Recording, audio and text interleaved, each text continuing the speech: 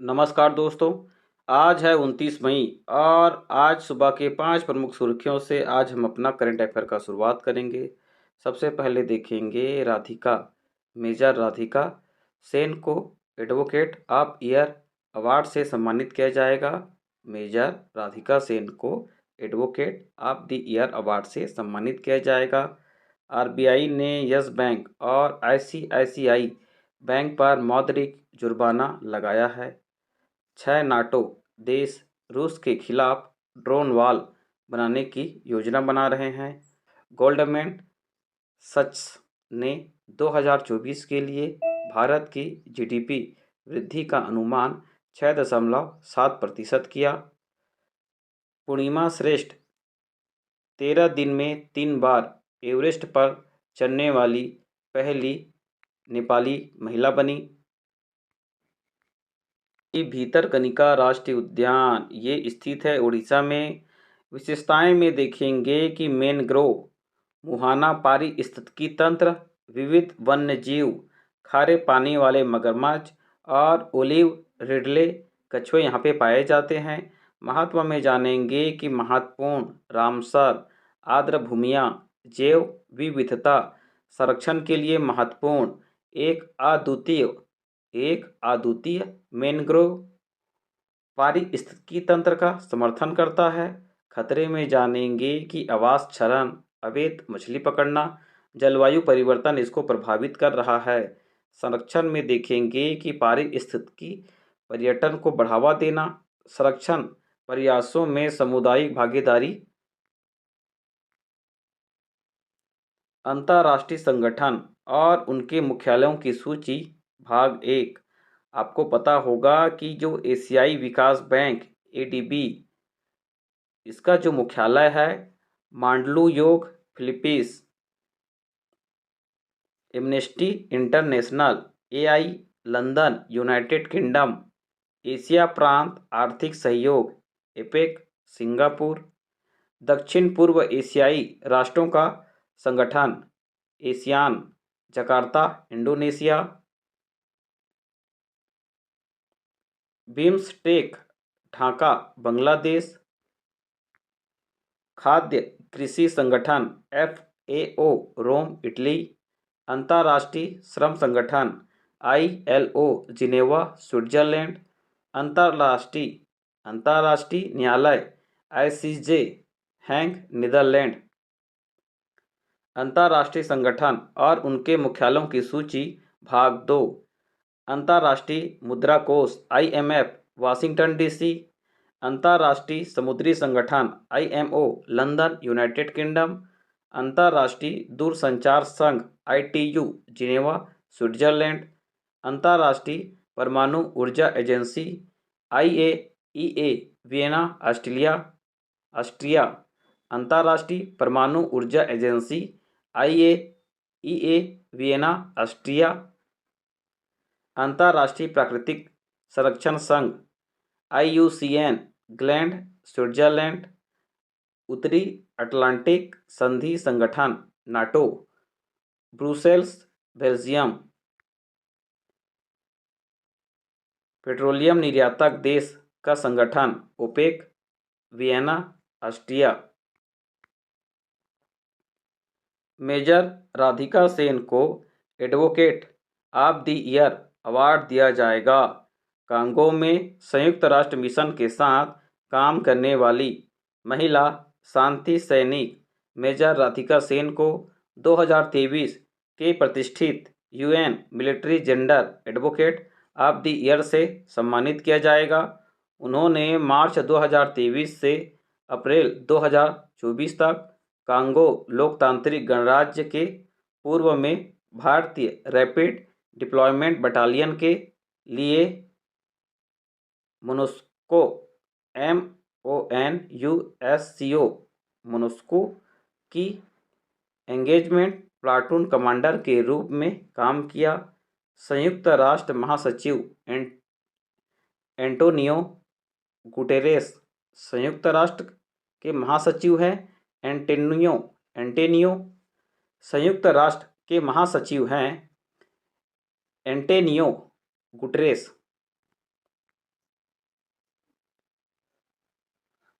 सोनी ने गौरव बनर्जी को भारत का नया सीईओ नियुक्त किया। जापान की सोनी ने वाल्ट डिज्नी के कार्यकारी गौरव बनर्जी को भारत में अपना नया मुख्य कार्यकारी अधिकारी नियुक्त किया।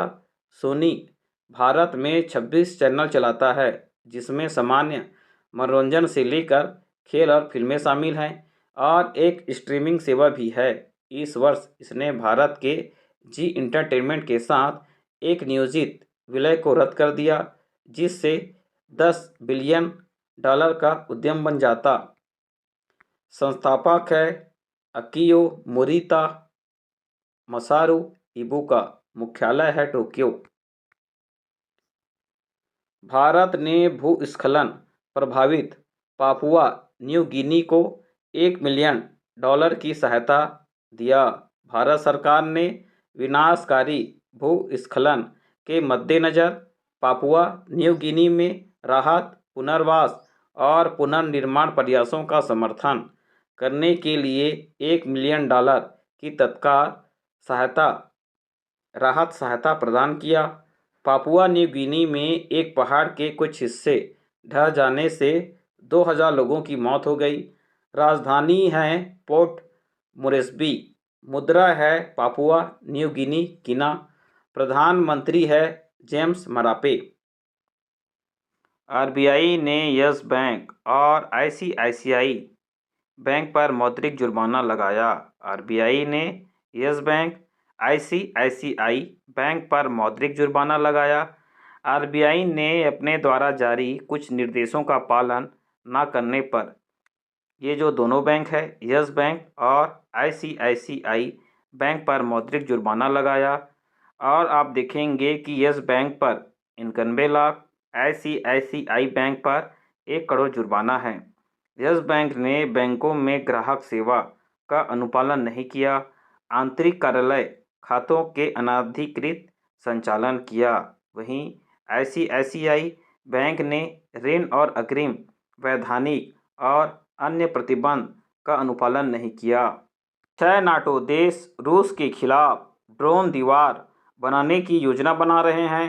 रूस के खिलाफ स्वयं की रक्षा 6 नाटो देश एकजुट होकर अब ड्रोन की दीवार बनाने की योजना बना रहे हैं, जिनमें है Finland, Norway, Poland, Estonia, Latvia और लिथुआनिया ने रूसी उकसावे और तस्करी के प्रयासों से बचाव में मदद करने के लिए एक समन्वित प्रणाली पर चर्चा करने के लिए बैठक किया। नाटो का स्थापना 4 अप्रैल 1949 को हुआ था। मुख्यालय है ब्रुसेल्स, बेल्जियम। सदस्य में देखेंगे 32 सदस्य देश हैं, जिनमें 30 यूरोपीय, 2 उत्तरी अमेरिका शामिल हैं। चार्ल्स लेक्लर ने मोनाको में जीत के साथ फार्मूला 1 में इतिहास रच दिया। चार्ल्स लेक्लर ने मोनाको ग्रैंड प्रिक्स में ऐतिहासिक जीत हासिल किया। 1931 में लुईस चिरोन के बाद अपने घरेलू रेस जीतने वाले पहले मोनेगास्क ड्राइवर बन गए।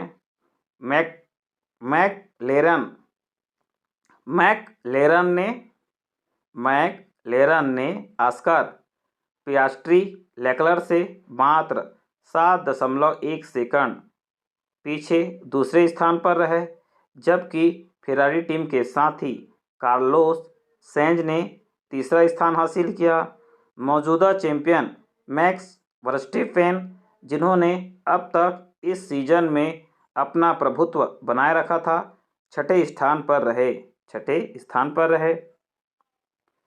स्पेन यूक्रेन को देगा €1 बिलियन की सैन्य सहायता। स्पेन ने एक समझौते के अंतर्गत इस वर्ष यूक्रेन को €1 बिलियन (1.08 बिलियन) की सैन्य सहायता प्रदान करने का वचन दिया। यूक्रेनी राष्ट्रपति हैं व्लादिमीर जेलेंस्की। यूक्रेनी राष्ट्रपति हैं व्लादिमीर जेलेंस्की। स्पेनिश प्रधानमंत्री हैं पेड्रो साnchez। स्पेन यूक्रेन को 1 दर्जन अमेरिकी निर्मित patriot anti aircraft missile, 19 second hand German निर्मित लेपर्ड 2A4 टैंक, साथ ही अन्य स्पेनिश निर्मित हथियार भेजने के लिए प्रतिबद्ध होगा। पूर्णिमा श्रेष्ठ 13 दिन में 3 बार एवरेस्ट पर चढ़ने वाली पहली महिला बनी। नेपाली पर्वतारोही पूर्णिमा श्रेष्ठ ने इस सीजन में अपने 3 बार माउंट एवरेस्ट पर चढ़ाई की। फोटो जर्नलिस्ट के तौर पर काम करने वाली पूर्णिमा ने 12 मई, 19 मई और 25 मई को इस चढ़ाई को पूरा किया। इससे पहले 8 अन्य 8000 मीटर के ऊंचे शिखरों पर चढ़ाई कर चुकी है, जिनमें K2 8611 metre, Kanchenjunga 8586 metre, Lhotse 8516 metre, Makalu 8481 metre, Manaslu 8163 metre, Dhaulagiri 8167 metre और अन्नपूर्णा 8091 मीटर शामिल हैं। गोल्डमैन सच्स ने 2024 के लिए भारत की जीडीपी वृद्धि का अनुमान बढ़ाकर 6.7% किया। गोल्डमैन सच्स ने कैलेंडर वर्ष 2024 के लिए भारत के सकल घरेलू उत्पाद जीडीपी की वृद्धि के अपने पूर्वानुमान को 10 आधार अंकों बीपीएस से बढ़ाकर 6.7% कर दिया। आईएमएफ का अब अनुमान है कि भारत की जीडीपी 6.8% बढ़ेगी, जो पहले 6.5% के अनुमान से अधिक है। भारतीय रिजर्व बैंक आरबीआई का अनुमान है कि चालू वित्त वर्ष में अर्थव्यवस्था 7% बढ़ेगा। नासा ने पृथ्वी के ध्रुवों का अध्ययन करने के लिए लघु जलवायु उपग्रह प्रक्षेपित किया। एजेंसी का pre fire polar radiant energy in the far infrared experiment mission इस बारे में डेटा एकत्र करेगा। अंटार्कटिक और अंटार्कटिका अंतरिक्ष में कितनी ऊष्मा विकिरण करते हैं और यह वैश्विक जलवायु को कैसे प्रभावित करता है। प्री फायर मिशन से प्राप्त डेटा शोधकर्ताओं को यह बेहतर ढंग से अनुमान लगाने में सहायता करेगा कि गर्म होते विश्व में पृथ्वी की बर्फ, समुद्र और मौसम कैसे बदलेंगे। नासा का जो स्थापना है 29 जुलाई 1958 को हुआ था। मुख्यालय है वाशिंगटन डीसी। हू ने 7 अरब अमेरिकी डॉलर जुटाने के उद्देश्य से नया निवेश दौर शुरू किया। हू ने WHO वर्ल्ड हेल्थ ऑर्गेनाइजेशन 7 अरब अमेरिकी डॉलर पैसे जुटाने के उद्देश्य से नया निवेश दौर शुरू किया है।